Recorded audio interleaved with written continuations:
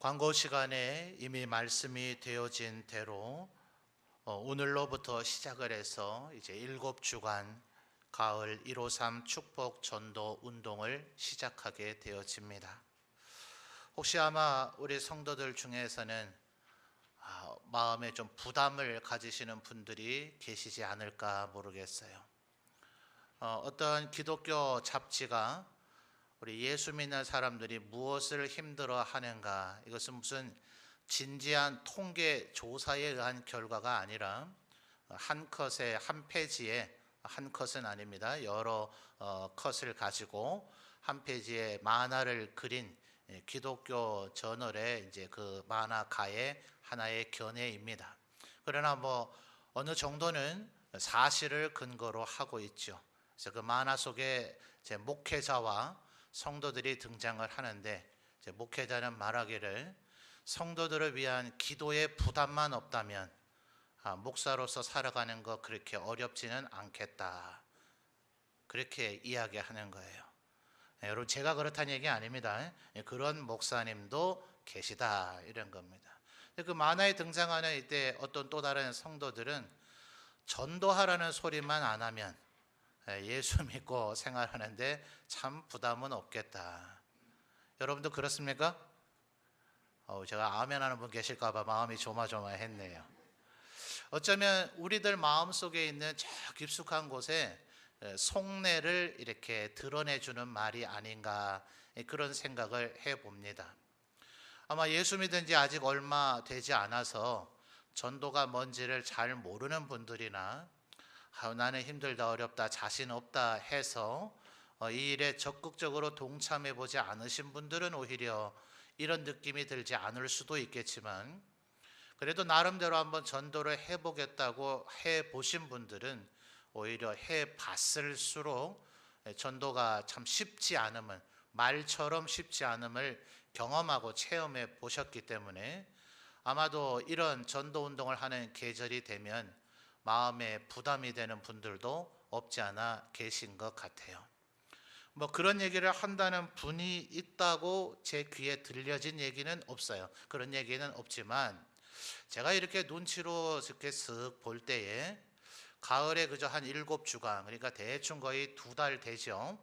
추석 기간이 끼어 있다 보니까 아마 거의 2달 가량이 될 겁니다. 이때쯤 되면 너무나 부담스럽고 힘들어서 교회 출석을 좀 쉬는 분들도 간혹 계시지 않는가, 이제 그런 생각을 갖게 되어집니다. 그만큼 쉽지 않은 부담이 되는, 그래서 우리 점천제일교회도 참 전도하라는 얘기만 하지 않으면 좀 다닐만 한데, 교회 재밌는데 꼭 가을만 되면 이렇게 전도하라는 얘기를 하는가, 혹시 그런 분들이 계시려는지 몰라요. 자, 여러분, 오늘 말씀을 보면은 1장 8절인데요. 여러분이 다시 한번 읽어봐 주실까요? 시작.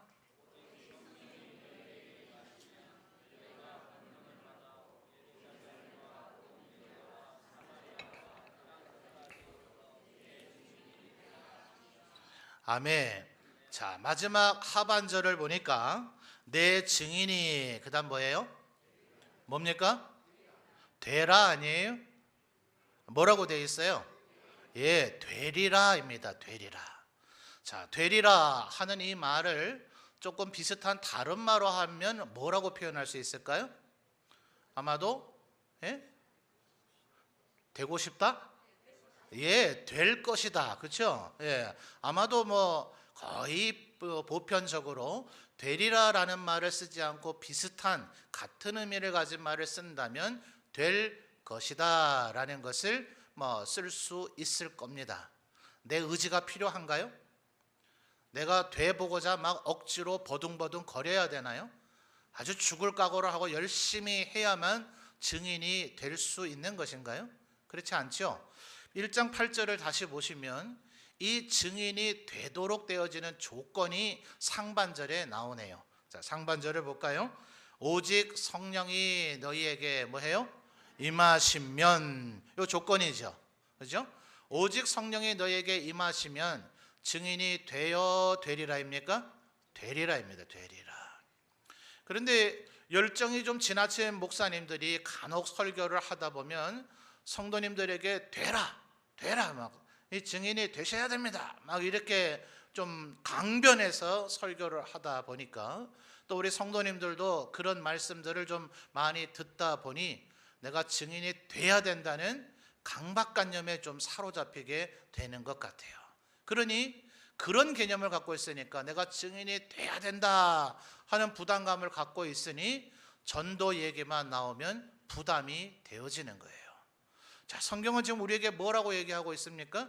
증인이 되려고 애쓸 필요가 있는 것이 아니라 성령이 임하면 그러면 증인은 자동적으로 어떻게 돼요? 된다라고 얘기하고 있는 것입니다. 너희들이 애써서 증인이 될 수 있는 것도 아니고 증인 되려고 이렇게 몸부림칠 필요가 있는 것이 아니라 성령이 너희에게 임하면 너희는 필연적으로 증인이 될 수밖에 없을 것이다. 이런 의미를 담고 있는 말씀입니다. 그러니까 아마 우리 교회 성도들은 그런 생각은 안 하겠습니다만 간혹 보면은 그래 그렇다면 성령이 임하지만 않으시면 내가 증인이 안 돼도 된다는 말이지. 이런 생각을 하는 분들이 있더라고요. 어떻게 하면 그럼 성령 충만을 안 해볼까? 성령님 제발 저하고 어느 정도 간격과 거리를 유지만 하시지 제게 너무 가까이 오지는 마옵소서. 이런 식의 마음을 가진 분들이 계실 수도 있단 말이에요. 그만큼 이 전도라는 것은 사실은 좀 부담이 되는 구석이 있는 거죠. 근데 여러분, 만약 성령이 우리에게 임하지 않으신다면 그러면 우리는 어떻게 될까요?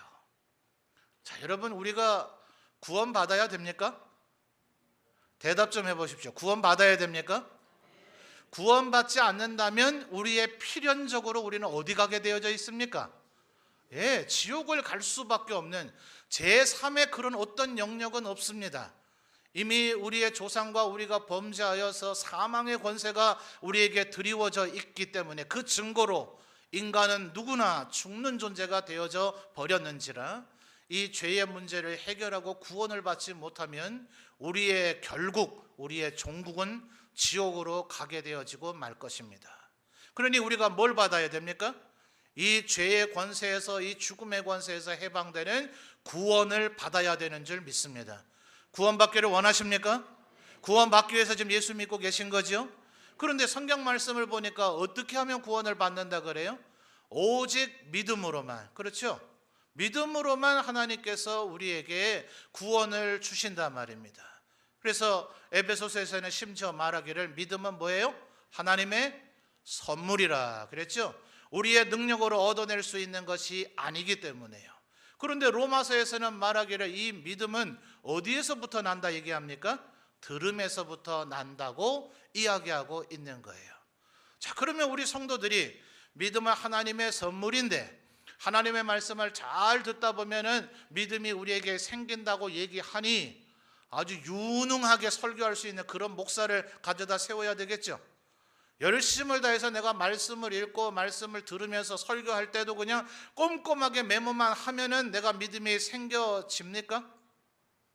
그렇지 않다는 것이 문제예요. 오죽하면 예수님께서도 이야기하실 때, 말씀하실 때 예수님을 능가하는 설교자가 이 세상에 존재할까요? 그건 말이 안 되죠. 예수님의 은혜를 입고 예수님의 말씀을 받아서 설교하는 것들이 다 설교자들일 텐데 그 말씀의 근원이시고 말씀 자체이신 예수님보다 더 효과적이고 더 능력 있는 설교자가 어디 있겠느냐 말이에요. 그런데도 그 예수님께서도 말씀하실 때 뭐라 말하셨습니까? 들을 귀 있는 자는 들으라 이렇게 얘기하셨단 말이에요. 그렇다면 그때 예수님의 말씀을 듣는 사람들 중에는 일부 이 귓볼 자체가 아예 없는 분들이 계셨는가? 아니에요. 아예 귀가 들리지 않고 청력이 손상된 그런 귀 먹은 분들이 계셨는가? 그렇지 않단 말이죠. 모두 다가 청력은 멀쩡하고 예수님의 말씀을 알아듣는 데 문제없는 지식과 지각들이 다 있는 분들인데도 불구하고 예수님께서는 말씀하시기를 들을 귀 있는 자는 들으라고 얘기하셨단 말이에요. 그러니 믿음은 하나님의 선물이고 믿음은 하나님의 말씀을 듣는 가운데서 생겨진다 하니까 얘기가 대단히 간단한 것 같지만 하나님의 말씀을 부지런히 읽고 부지런히 듣는다 하더라도 자동적으로 저절로 모두 다가 믿음이 생겨지는 것은 아니더라 하는 거예요. 여러분, 이제 9월 2일 날 저녁에 아마 우리 구역장 권찰님들 모여서 성경 필사에 대해서 이제 용품도 공급이 되어지고 어떻게 필사를 진행하시라는 얘기를 듣게 되는데, 우리 성도님들 할 수 있는 대로 정말 제발 한 절만이라도, 한 자만이라도 이 성경 필사하는 데 동참해 보시기를 바라요. 얼마나 영광스럽고 하나님 앞에 은혜가 되는 거룩한 일입니까? 마치 고대의 서기관들의 모습을 우리가 흉내내는 그런 것과 같은 거예요. 여러분의 손으로 하나님의 말씀이 기록되어져서 우리 모든 성도들에 의해서 한 권의 성경책을 꾸민다. 이 얼마나 참 거룩한 것에 우리가 동참을 하는 겁니까? 한 글자만 적어도 참 복된 일일 텐데, 예컨대 여러분이 나는 거기에 만족하지 못한다, 내가 이 직접 1189장 되는 이 성경을 한번 처음부터 끝까지 내가 다 한번 기록해 보리라. 그래서 여러분이 한번 필사를 해서 여러분의 손으로 성경을 적은 그런 성경을 만들어낸다고 한번 생각을 해봅시다. 한 권 만들어낸 것만 해도 대단하지 않을까요? 아마 주위 사람들이 존경할 만할 겁니다. 그런데 그걸 10권, 100권, 1000권을 써낸 분이 있다면 대단하지 않겠습니까? 또 어떤 사람이 이 성경 창세기부터 계시록까지를 1독, 10독, 100독을 넘어서 500독, 1000독을 한 분이 있다고 칩시다. 그런 분들이 있다 하더라도 그들 모두 다가 다 믿음이 생기냐 말이에요. 그래요, 안 그래요? 그렇지 않더라는 거예요. 자신의 손으로 성경 전체를 필사하는 사람이 있다 하더라도, 성경을 100독 아니라 500독을 넘게 한 사람이라 하더라도 그들 모두 다가 믿음이 생기는 건 아니더란 말이에요. 여러분, 성경 사도행전, 똑같은 사도행전을 보면 이 말씀을 들음으로부터 믿음이 생기는 것이 모두 다 그렇게 되지는 않는다는 확연하게 나눠지는 두 가지의 사례가 있습니다.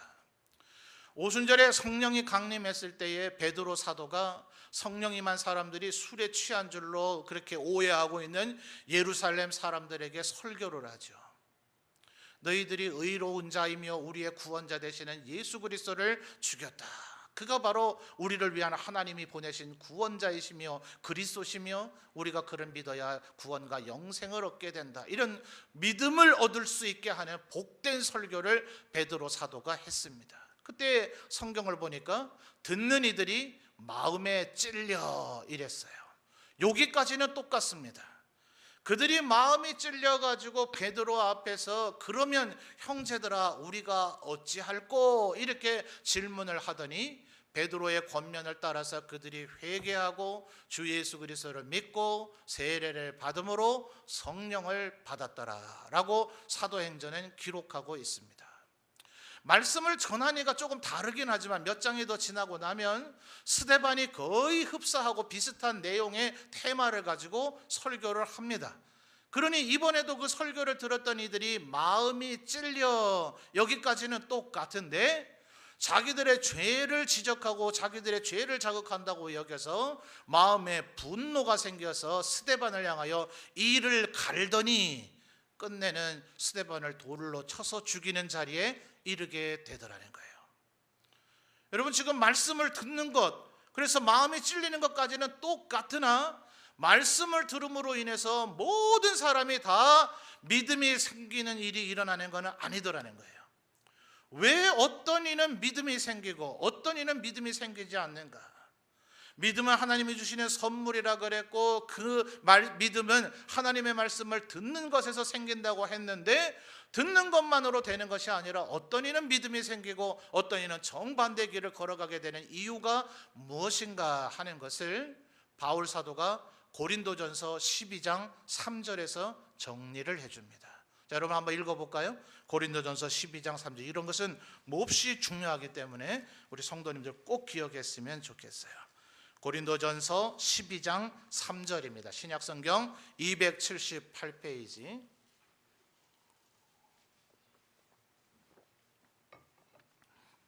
고린도전서 12장 3절, 신약 278페이지. 찾으신 분 아멘요. 예, 대부분 찾으신 것 같아요. 함께 한 목소리로 봉독하겠습니다. 시작.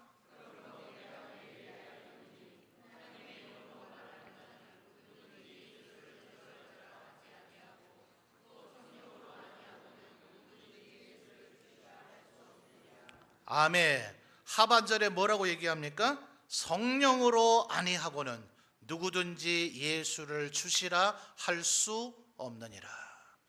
바울 사도가 분석을 해본 거예요. 왜 하나님의 말씀을 다 똑같이 듣는데 어떤 이는 그 똑같은 말씀을 듣고 거기서 믿음을 얻는 이가 있고 어떤 이는 똑같은 말씀을 같은 자리에서 듣고 있는데 믿음이 생겨지지 않는가? 그 차이는 그들의 심령에 성령이 임하셨는가, 성령이 역사하시는가, 바로 여기에서 차이가 나더라 하는 것입니다. 여러분에게 성령이 임하시게 되시기를 주님의 이름으로 축원합니다. 그러니까 내가 성령 임하면 나는 전도의 사명을 띠게 되면 어떡하지? 그런 차원의 문제가 아니에요. 내게 성령이 임하지 않으시면 하나님의 말씀을 필사를 100개를 만들어낸들, 하나님의 말씀을 100독 500독 1000독을 한들, 매 설교 시간마다 메모를 해가면서 설교를 꼼꼼히 듣는다 한들 성령이 임하지 않으시면 내 안에 뭐가 생기지 않아요? 믿음이 생기지 않아서 구원받지 못하는 어처구니 없는 자리에 이르게 되더라 하는 것입니다. 여러분, 성령의 임재, 성령이 임하시는 우리 성도님들 되시기를 주님의 이름으로 축원합니다. 이미 여러분에게는 성령이 임하신 줄 믿습니다. 아멘입니까? 아멘입니까? 그렇기 때문에 여러분이 세례도 받고 지금 이 자리에서 예배도 드리며 하나님의 교회의 일을 봉사하며 섬기는 자리에 이미 이르러 계신 줄 믿습니다. 그러니 여러분 다시 한번 사도행전 1장 8절을 주목해 보십시오. 오직 성령이 너에게 임하시면, 우리에게 임하셨어요? 안 임하셨어요? 우리에게 임하셨습니다. 그러니 이제는 하반절에 우리는 어떠한 숙명을 띠고 있습니까? 내 증인이 되리라.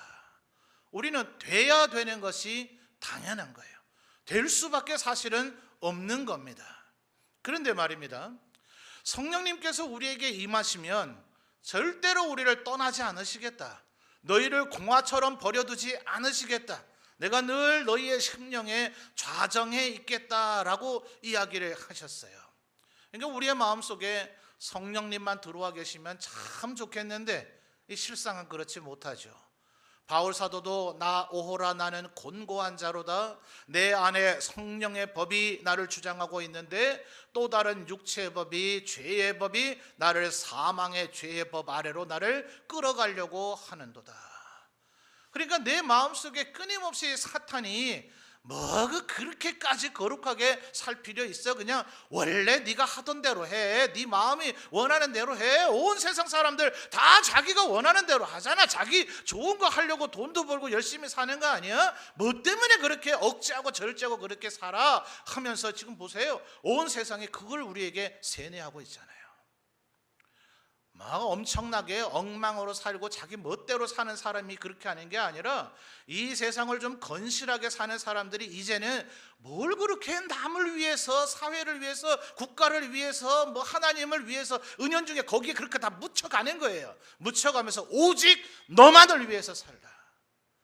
대단히 유익되고 좋은 얘기인 것 같지만 그 밑바닥 속에서는 우리의 본능, 우리의 죄악된 본능, 여러분 성경에서 말하고 있는 사람이라고 하는 표현이나 뭐 세상이라고 하는 표현은 죄악된 본성에 사로잡혀 있는, 에덴 동산에서 추방된, 영적으로 죽어 있는 그 상태입니다. 선함이 없습니다. 오직 성령의 법, 하나님의 법을 따라 살아야 우리가 인간답고 하나님의 피조물답고 하나님께서 보시기에 심히 좋았더라 말할 수 있는 그런 모습으로 살게 되는 거지, 세상의 그 목소리에 헷가닥 넘어가 가지고 그래 내가 좋은 게 제일이지 뭘 남을 위해서 나를 희생하고 억제하고 참고 절제하고 그렇게 살아, 그랬다간 또다시 죄의 법 아래로 돌아간단 말이에요.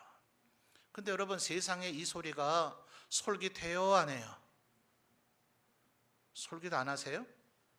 이미 휴가철은 좀 지난 것 같습니다만 어느 카드 회사가 선전하면서 뭐 이런 얘기 했잖아요. 열심히 일한 당신 떠나라, 어디 놀러 가래요.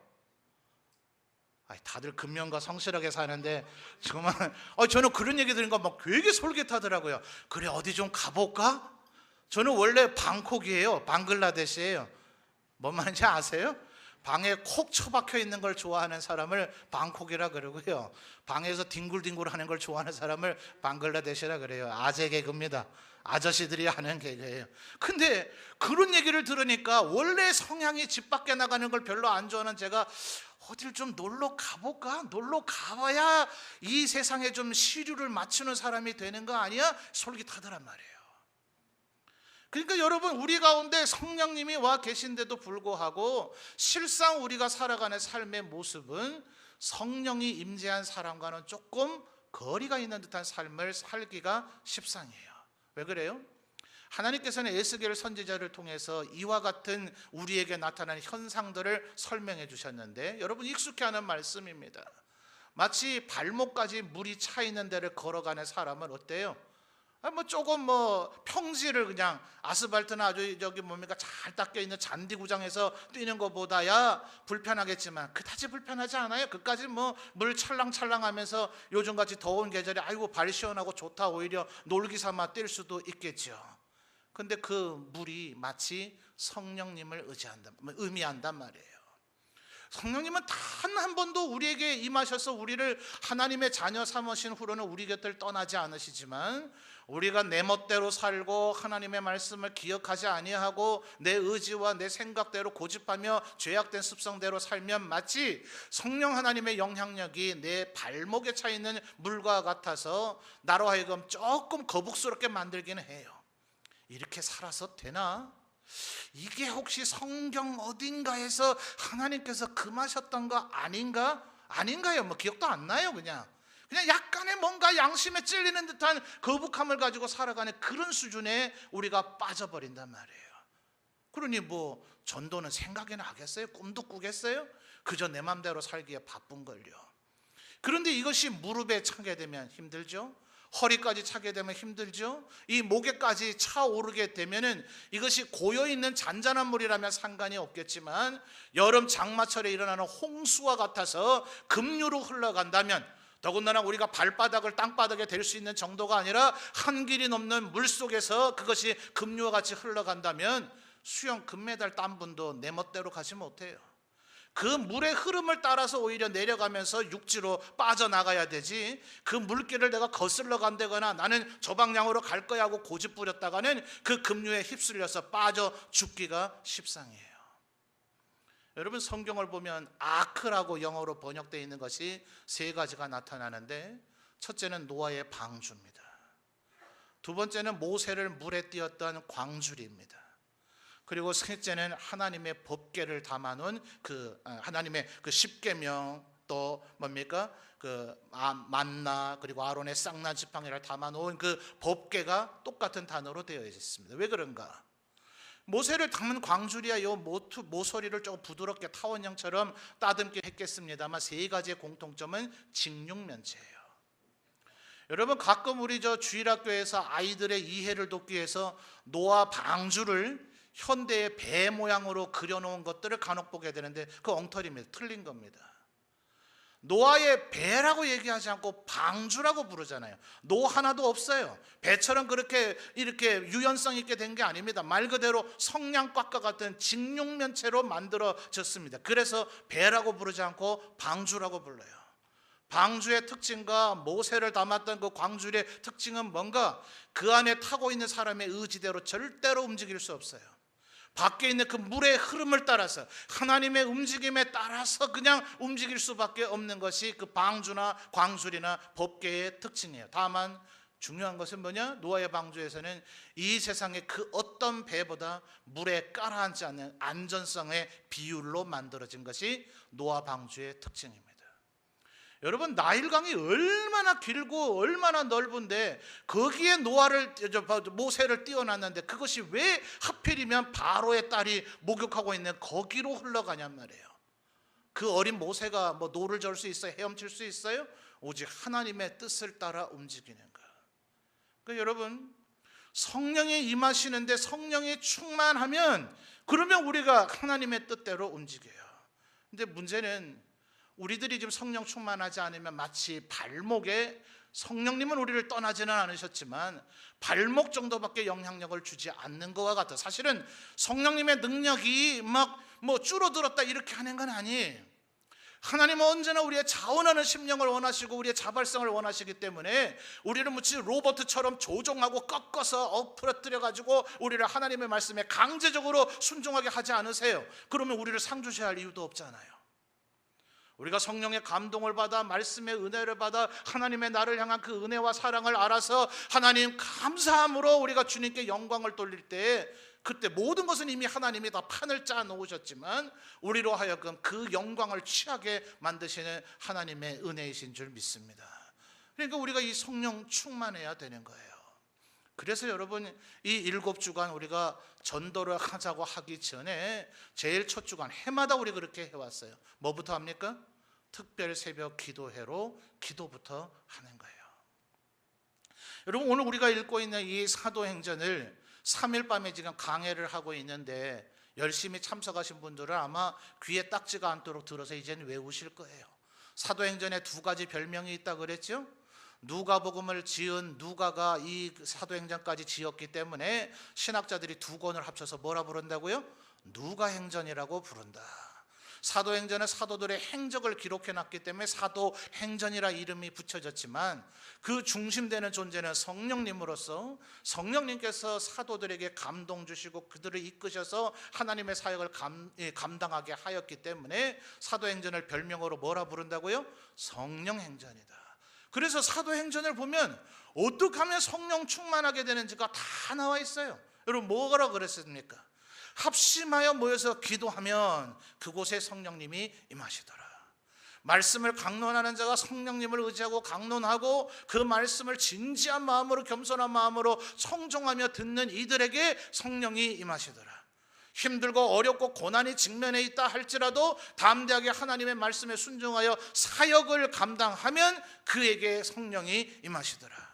간절한 마음으로 하나님 앞에 찬양을 하면 그에게 성령이 임하시더라. 여러분, 성령 충만한 우리 성도님들 되시기를 주님의 이름으로 축원합니다. 여러분, 1장 8절을 다시 한번 주목해 보십시오. 자, 여러분이 한 번만 더 읽어주실까요? 시작.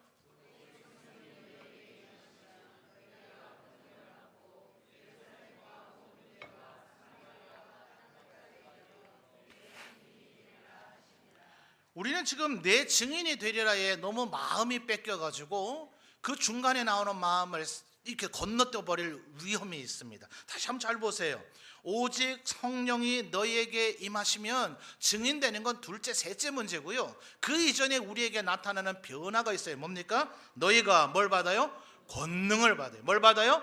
권능을 받습니다. 권능을. 여러분, 하나님께서 우리를 구원하신 목적이 뭘까요? 예수님께서 마태복음의 5장에서 7장 소위 산상복음에서 이런 얘기를 하셨습니다. 너희가 누구인지는 열매를 보면 알 것이다. 어떤 의미에서 우리는 하나님 앞에서 유실수입니다. 유실수가 뭐예요? 열매를 맺는 나무죠. 나무. 우리는요, 어떤 나무는 그런 거 있잖아요. 소나무나 참나무가, 전나무가 그런가요? 아주 위로 쭉쭉 자라나서 아름드리가 되어져 가지고 나중엔 결국 잘라내서 그 굵어진 그 나무를 목재로 쓰는 게 목적인 나무. 이 나무는 그냥 잘 크기만 하면 되죠. 어떤 나무는 보면 그 이파리들이 얼마나 멋있는지 거기 가서 사진도 찍고 셀카도 찍고 막 이러면 사람들이 보러 가서 그냥 구경만 해도 그냥 아주 좋은 그런 나무들 있지 않습니까? 또 어떤 나무는 꽃이 피어가지고 그 꽃만 잘 피면 되잖아요. 봄에 벚꽃이 그런가요? 하여튼 꽃만 잘 피면 그 나무 1년 12달 동안 뭔 짓을 해도 우린 용서할 수 있잖아요.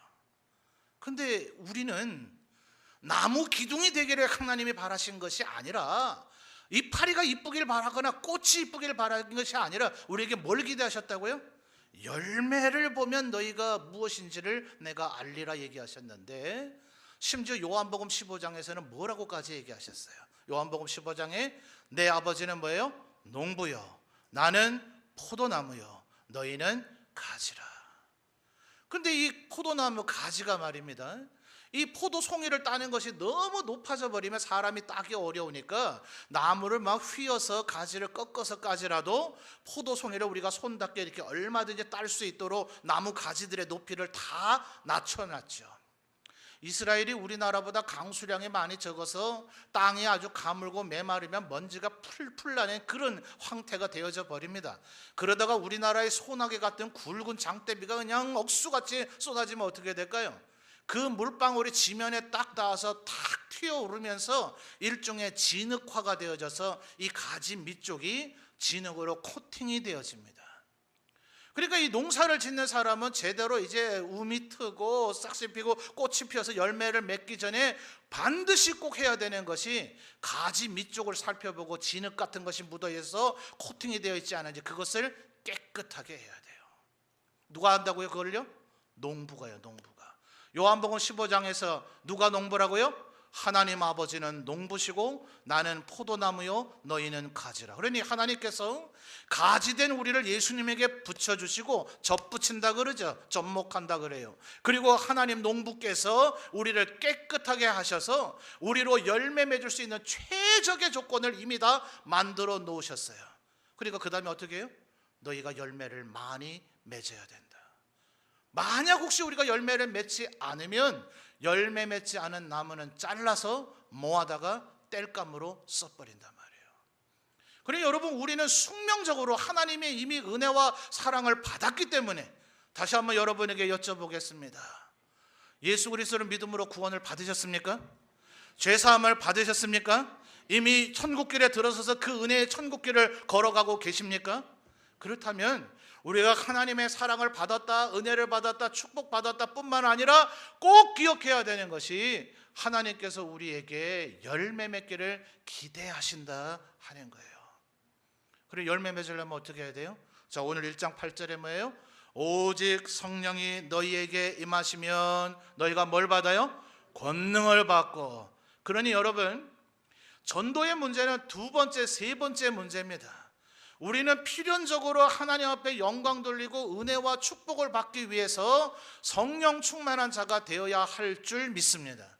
그리고 하나님 앞에 보여드리기 위해서 그 은혜에 감사하기 위해서 근데 이 열매가 말이죠 하나님께 드려서 하나님 드실 그런 열매가 아니라 결국 궁극적으로 이 열매가 우리의 축복이 됩니다. 하나님께서 뭐 열매가 부족하셔서 우리들에게 열매 거두어서 무슨 농협조합장 하시려는 게 아니에요. 그 열매를 우리가 많이 맺으면 맺을수록 우리에게 복이 되기 때문에 사랑하는 내 아들아 딸아 열매 좀 많이 맺어보지 않으련 우리에게 그렇게 기대를 하시는 줄 믿습니다.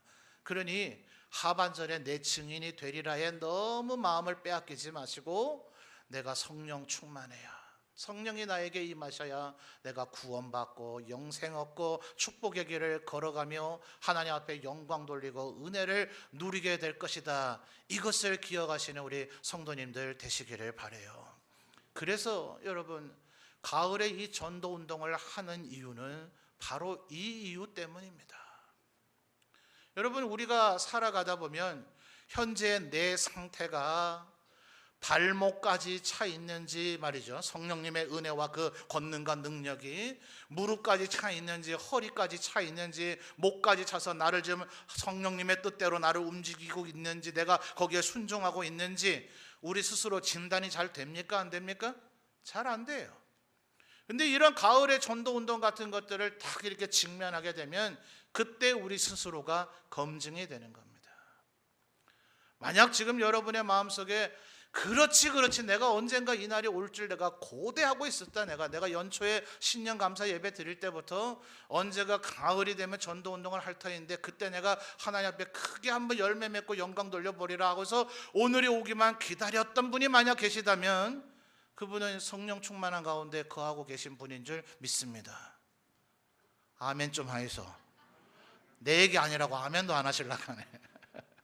여러분의 얘기 맞습니다. 근데 만약 여러분의 마음속에 아이고 작년에 했는데 또 오늘 돼버렸나, 아이고 그냥 2달은 교회를 좀 쉴까, 만약 여러분이 그런 생각을 혹시 하고 계시다면 이분은 지금 성령 충만함이 고갈된 상태일런지 모릅니다.